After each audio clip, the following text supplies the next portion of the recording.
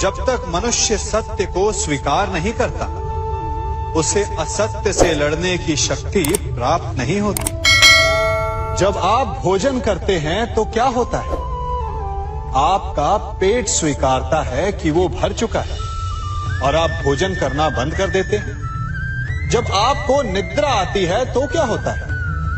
आपका मन स्वीकारता है कि आपका शरीर थक चुका है और उसे विश्राम की आवश्यकता है। उसी प्रकार जब आपको किसी व्यसन को रोकना हो तो आपको स्वीकारना पड़ता है कि बहुत हो चुका, चाहे वो लालच हो या मदिरापान। उस व्यसन का त्यागना तभी प्रारंभ होता है जब आप ये स्वीकार कर लेते हैं कि आप उस व्यसन के बंधन। संसार का सबसे बड़ा पाप क्या है? असत्य बोलना, हत्या कर देना, चोरी करना या किसी का अपमान करना। संसार का सबसे बड़ा पाप है किसी निर्बल को सताना, और संसार का सबसे बड़ा दंड भी उस निर्बल के मुख से निकली हाय है। आप देख रहे हैं मैं क्या कर रहा हूं? मैं लौह पिघला रहा हूं, और ये लौह पिघलता है इस चमड़ी की बनी धूनकी से निकली हवा से। तनिक सोचिए, एक मृत पशु की खाल से बनी धूनकी इतने कठोर लोहे को भस्म कर सकती। ठीक उसी प्रकार आप चाहे जितने भी शक्तिशाली क्यों ना हो, यदि आपने किसी निर्दोष, किसी निर्बल को सताया तो उसके मन से निकली हाय और उसका श्राप आपके जीवन को भस्म कर सकता है। स्वर्ण सज्जन पुरुष और परोपकारी मनुष्यों की गति एक समान होती है। यदि स्वर्ण टूट जाए तो उसे गर्म करो, ताप दो, पिघलकर वो फिर से जुड़ जाता है। ठीक उसी प्रकार मतभेद होने के पश्चात भी एक सज्जन पुरुष और महान पुरुष फिर से मित्र बन जाते हैं।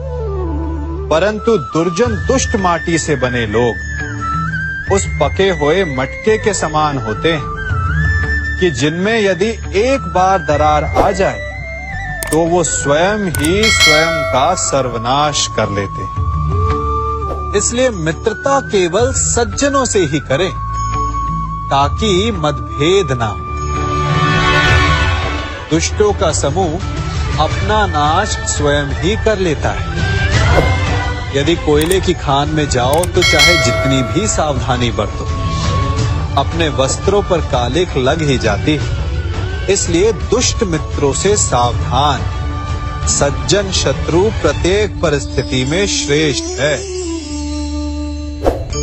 प्रत्येक मनुष्य सफलता पाने के लिए कार्य करता है। कुछ सफल होते हैं, कुछ नहीं होते, और जो सफल नहीं होते वो सदा अपनी असफलता का कारण या तो अपनी परिस्थितियों को बताते हैं या अपने सहयोगियों को दोषी ठहराते हैं। परंतु क्या वास्तविकता में ऐसा ही होता है? क्या कोई परिस्थिति या कोई व्यक्ति किसी की असफलता का कारण बन सकते हैं? उत्तर हां भी है और ना भी। कैसे? आप इस तितली को देख रहे हैं? आपने एक मक्खी को भी देखा हो। प्रकृति ने दोनों को समान गुण दिए हैं रस पान करने का। एक तितली फूलों पर जाकर उसका रस लेती और इस अवस्था में नए फूल खिलने की व्यवस्था भी करती है, और मक्खी घाव पर बैठती है, घाव को सड़ाती है और रोग भी फैलाती है। यदि इसमें किसी बात का अंतर है तो केवल सोच का। यदि आप उचित मार्ग चुनेंगे तो आपको सफलता मिलेगी, आप में उत्साह बढ़ेगा, और यदि आप अनुचित मार्ग चुनेंगे तो आपको असफलता मिलेगी, निराशा मिलेगी। अब उचित मार्ग चुनना है या अनुचित मार्ग, ये निर्णय तो आप पर निर्भर करता है। मनुष्य सदा भला बुरा, खरा खोटा, सत्य असत्य की बातें करता है। सत्य को अच्छा मानता है और असत्य को बुरा। परंतु क्या आपने कभी ये सोचा है कि प्रत्येक वस्तु, प्रत्येक भाव का एक महत्व होता है। दोनों ही एक दूसरे के पूरक होते हैं। यदि काला रंग नहीं होगा तो क्या श्वेत रंग की आभा का अनुभव होगा?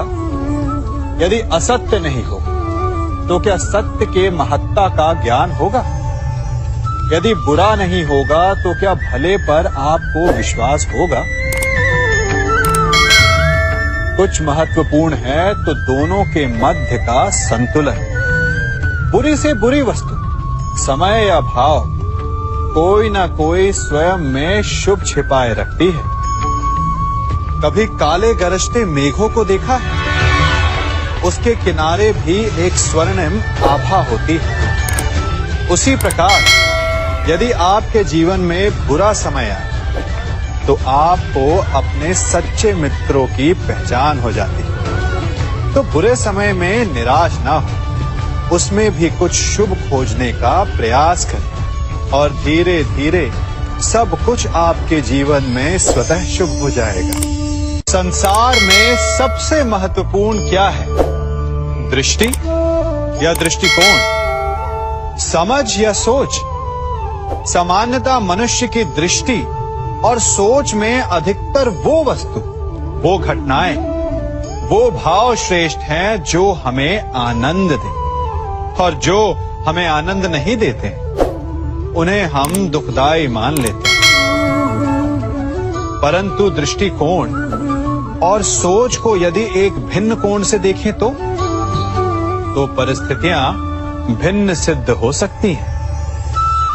जिस प्रकार भीषण गर्मी हमें सुहाती नहीं, परंतु वही गर्मी सागर और नदियों के जल को वाष्पित करती है और हमें मनोरम वर्षा का आनंद देती है, उसी प्रकार भीषण परिश्रम के पश्चात हमें सफलता मिलती है। वर्षा के पश्चात हमें हमारा लक्ष्य मिलता है। तो सदा स्मरण रखिएगा कि दुख और पीड़ा से भागे नहीं, क्योंकि यही भविष्य में आने वाले सुख का मूल है। जब भी आपने यात्रा की होगी तो अवश्य अपने मार्ग के आसपास कुछ रिक्त स्थान देखे होंगे, कुछ खेत देखे होंगे, कोई ना कोई भूमि का टुकड़ा अवश्य देखा होगा। कुछ स्थान ऐसे होते हैं जहां पेड़ लगे होते हैं, जहां माली बड़े प्रेम से उन्हें बोता है, उन्हें सींचता है। और कुछ स्थान ऐसे भी होते हैं जहां बिना माली के खरपतवार उग जाते हैं, कुछ अन्य पौधे उग जाते हैं। माली द्वारा उगाए वृक्ष हमें ठंडी छाया देते हैं, हमें फल देते हैं, ईंधन के लिए लकड़ियां देते हैं। और बिना परिश्रम के उपजित खरपतवार यदि कुछ करते हैं तो ये कि वो भूमि को बंजर बनाते हैं। हमारा मन भी रिक्त भूमि की भांति होता है। यदि अपने परिश्रम से उसमें सुविचारों के बीज डालोगे तो फलदायक विचार उपजेंगे, और यदि उसे रिक्त छोड़ दिया तो खरपतवार की भांति अनुपयोगी विचार आपके मन को अपना घर बना लेंगे। आपके